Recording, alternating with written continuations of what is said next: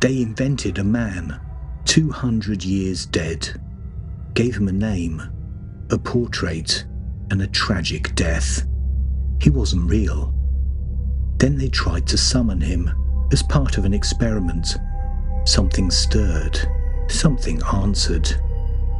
They thought it was their imaginary man, but he was fiction, and whatever showed up wasn't pretending. In 1972, a group of researchers in Toronto sat down to prove a theory.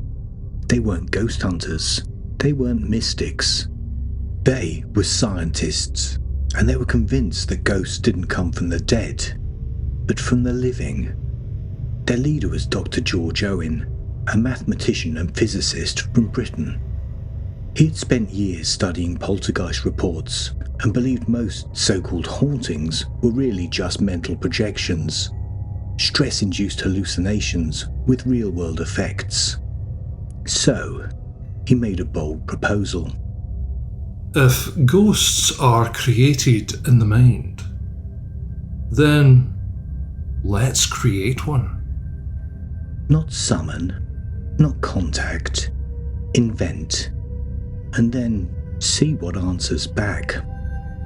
The group called themselves the Toronto Society for Psychical Research. 8 core members met each week to build a ghost from scratch. They spent 4 months weaving a whole story. They gave him a name, Philip Aylesford, had his portrait drawn. For months they built his world, every detail, every wound. According to the group, Philip had been a 17th century English nobleman, a Catholic, a royalist, a loyal man, with a guilty heart. You see, he'd fallen in love with a common woman, Margot, low-born and insignificant, and hidden her away on his estate. But when his jealous wife accused Margot of witchcraft, Philip stayed silent. He watched his lover burn.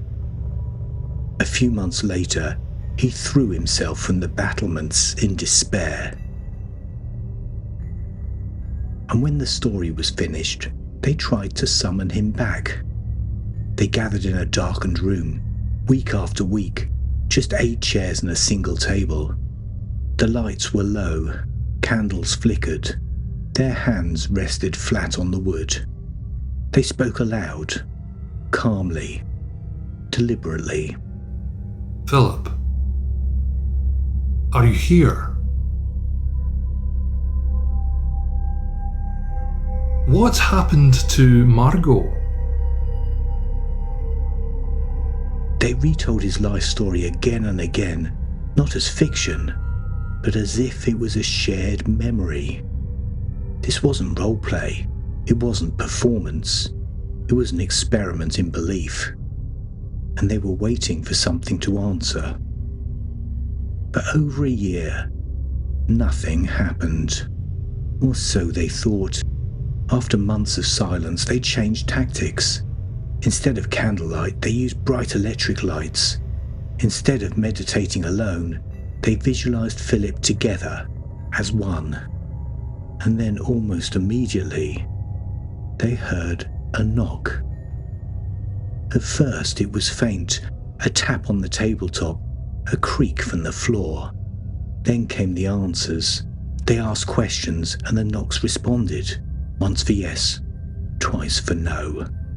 The table began to move. It rocked, tilted, shuddered beneath their fingertips, even as they were barely touching it. They were careful, they documented everything, they invited observers, and still the phenomena grew. Lights flickered, the air thickened, and one night a pale mist formed above the table, reaching, pulsing, hovering. It had no face, no form, but it pulsed like breath, and it watched like a person. Something had entered the room, and it didn't want to leave. What the group didn't know, or didn't care to consider, was this wasn't the first time someone had tried to will a spirit into being. For centuries, Tibetan mystics had whispered of tulpas, thoughtforms so vividly imagined they could take on a life of their own. They were ancient teachings, not meant for the untrained, and the warnings were clear: create with care, or risk being haunted by your own mind. Half a century earlier, in the high plateaus of Tibet, a French explorer named Alexandra David-Néel had done just that. She was no stranger to the occult, fluent in Tibetan, trained by monks, and during a period of isolation in a remote monastery, she began an experiment. She would create a being, not call it, not summon it, will it into life. She chose the form of a jolly monk, round face, harmless demeanour. He was meant to be a kind of imaginary companion, visible only to her, and at first, that's all he was. But then he began appearing outside her meditations. Others saw him. Servants began reporting a monk silently walking the grounds at night. He didn't speak. He didn't blink. He only stared. His face started to change, growing thinner, darker, meaner. She found him watching her sleep. He would appear in her peripheral vision, then vanish when she turned. She described the change in chilling detail. His smile had vanished, she wrote. His eyes grew sharp. His posture stiffened. He no longer looked like a friend. She tried to ignore him, but he followed her. And when she finally tried to undo what she had made, to dissolve him with focused mental ritual, he resisted. It took weeks of concentration, and even then, she wasn't sure he was truly gone. It had become a living nightmare. She later wrote, Something I had once imagined that had imagined itself back. The Philip group never mentioned her, but maybe they should have, because belief can create things, but belief can't control them. And sometimes it doesn't matter what you meant to invite, only that the door was left open. Back in Toronto, the manifestations continued, but they were no longer entirely welcome. Philip became more responsive, sometimes playful, sometimes evasive. Witnesses were brought in. A television crew filmed one of the sessions.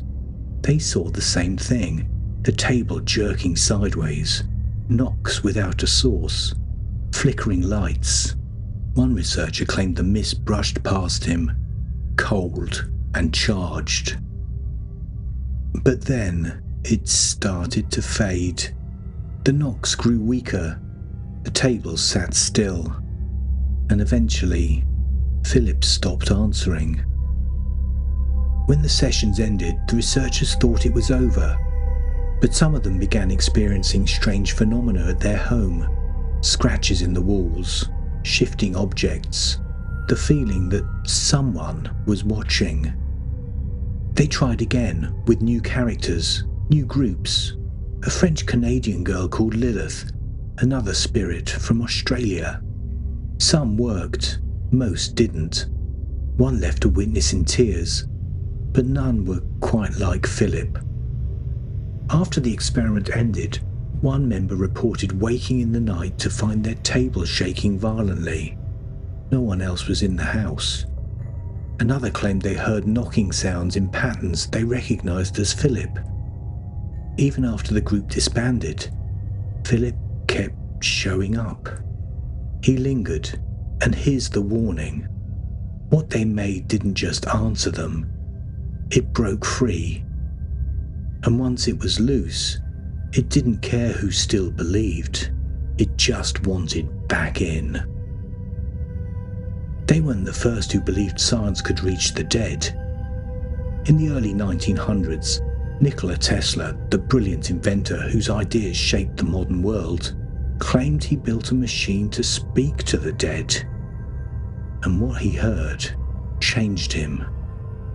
His machine didn't just listen, it answered. Click the card to hear what it said. If you're still here, you're part of the archive now. And if you want to keep unearthing the things we weren't meant to find, please subscribe. It helps more than you know. I'm genuinely grateful. I'm Nico, and I'll see you in the next mystery.